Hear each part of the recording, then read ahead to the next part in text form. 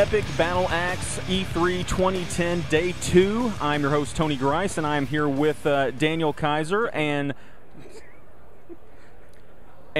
Brent Adams. Daniel, how you doing this morning? DK, Money, Shizzle? I'm doing great, man. Day 2. Lots of exciting things happening today. I was really super busy. Lots of interviews on the GT stage, but I did get to see some really great stuff, which I look forward to talking about here in just a few minutes. Well, we hope we will miss that. Anyway, Brent, how are you doing this week? Today, by the way, because I said this week. But just talk about today.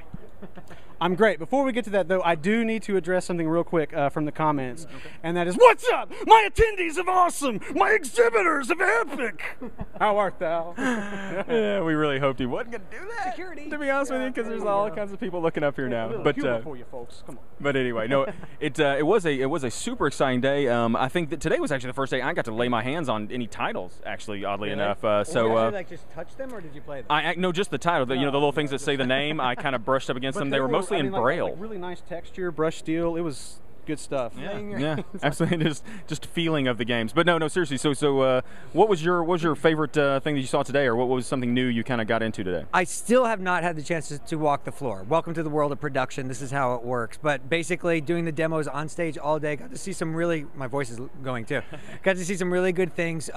Cliff Blazinski came by and we did some Gears of War 3 stuff. Who? I'm not familiar with that. Is that Cliffy B. Dude Huge. And Dude Huge. Okay, I'm sorry. So no, but the game is looking pretty. I mean, when I saw it being demonstrated, it looked pretty good. Yeah. You know, but when they did the demonstration, I thought it looked a little better. But more so was Halo Reach with the space combat was actually pretty freaking cool looking. I'm glad to see they're finally going into like some new areas with the title. Yeah. You know, that was something that that was something I was surprised. When they finally kind of let that loose, and it was like, oh yeah, in addition to all that, space combat. Yeah, and they showed us the multiplayer mode of firefight coming back to Halo with Reach. So I thought that was really interesting. But we did see. I saw Homefront today, which is a pretty cool game by THQ.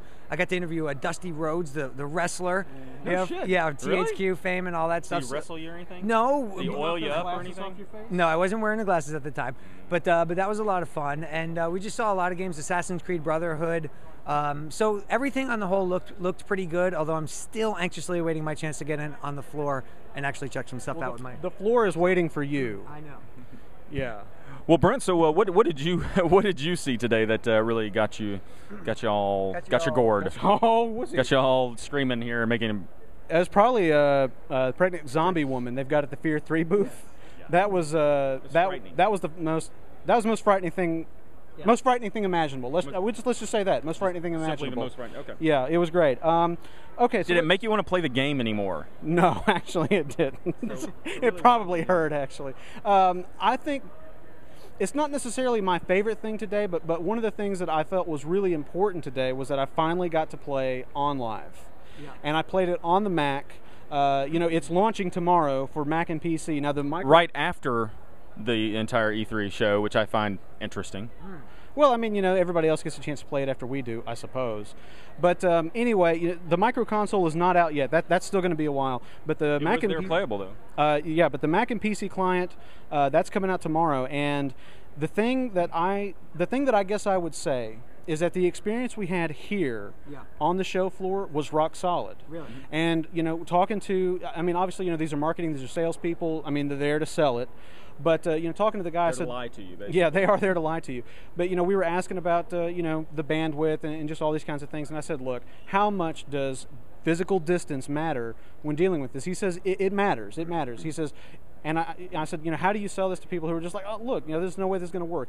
He says, you just got to try it. He's like, the thing that he said that I guess kind of stuck with me is if it works for you, it's going to work great, and you're going to love it. And if it doesn't work for you, you're just not going to have access to it. Yeah, you saw it, right? Because I didn't see it. So what was your impression? Yeah, I mean, honestly, pretty much the same thing. I tried it on 2 or 3 different game types. I tried Just Cause 2 for sort of a shooter type experience. Tried a little bit of. What was it? I hate to say it, I can't remember. There's a racing title I played that, and both of them they were responsible. Racer. Yeah, like Racing Game 2010. And but honestly, the response was very good on both of them, and the experience was actually very good. The controller that they use is a very kind of Xbox 360-ish type controller, very good. Yeah. I was playing on the micro console, which seemed to work fine. And the only thing that bothers me though is like when I asked, I said I wanted to ask a couple like technical questions. They're like, oh, okay, come on, we'll bring you over to this side. So I go over there and I say like, so just give me an idea. Is this playing locally, or is this is this being run off the servers in California? And they're like, oh, locally. Wait. On the cloud. And I'm like, okay, was that either like a slip up or just like, it just bothers me. And then when I started asking more questions, they kept like bouncing me between people, and just I wanted more like I just wanted them to just be honest and be like what Brent kind of got, which that was the thing. We both got kind of the same information, but I kind of came away from it still a little kind of wishing I could have got a little more firm answer. But I think Brent had a better experience on overall. I think the guy was as straight up as he could be within the confines of his job description. Sure. Yeah. But I think that that's the thing. I mean, I think that what he said was absolutely accurate. If it works for you, it'll be great and you'll love it. And if it doesn't work for you, you just shit out of luck. Just like a condom. Yeah, exactly. So. Daniel, what else have you? Or what are you going to go see when you finally do get to the floor next year? Next year, I really want to go see the 3DS. I mean, that's like my big mission objective tomorrow. Good luck. Yeah, is to go do that and check that out, because I mean that's the type of thing that you can't see in video form when you get home. So we're here, we're privileged enough to have the opportunity to check that out. So yeah, I want to do that. But I do want to talk about Zelda for a moment, because I did check out some gameplay and I saw that, and I am excited about that title very much. But am I the only one saying, okay, the Wii is really showing its age? Absolutely. I mean, absolutely. I don't want to take away from what Zelda could be, but I look at that and don't worry, the Wii is taking away from what Zelda can be. I'm looking at games, looking at Assassin's Creed, Crysis, a Bulletstorm, all this type of stuff, and I'm like just marveling at how amazing these games look. And when you go look at Zelda after that, it's like, ooh, it hurts. Absolutely. Well, and then you look at some titles on the Wii that are like perfectly suited to it, like the new Kirby game. What's a Kirby? Yeah. Kirby in Kirby Land. Kirby and Your Enthusiasm, I think, was the Kick new him title. to the Kirby. I don't know. But it had a great art style, and who invited Daniel to that conversation? And it was like perfectly suited to the Wii. So there's some titles that just really work for that system, and then there's just some titles that really beckon to be on a more powerful system. Well, and that's the thing. The thing though, I think it could have been alleviated by. I liked Twilight Princess, but they went with this kind of cel-shaded half semi thing, and they didn't quite sell out. They didn't go all the way. They didn't go all the way. Like the color palette is there, and it's really interesting to have that color palette because it brightens things up. Although the world looked kind of empty to me, but while it brightened things up, I think that they could, decrease the emphasis on the lack of power on the hardware by showcasing the cel-shaded graphics. The effects kind of to sort of right. If you look at Wind Waker, I mean, what a beautiful game, Absolutely, and it doesn't need to be pushed.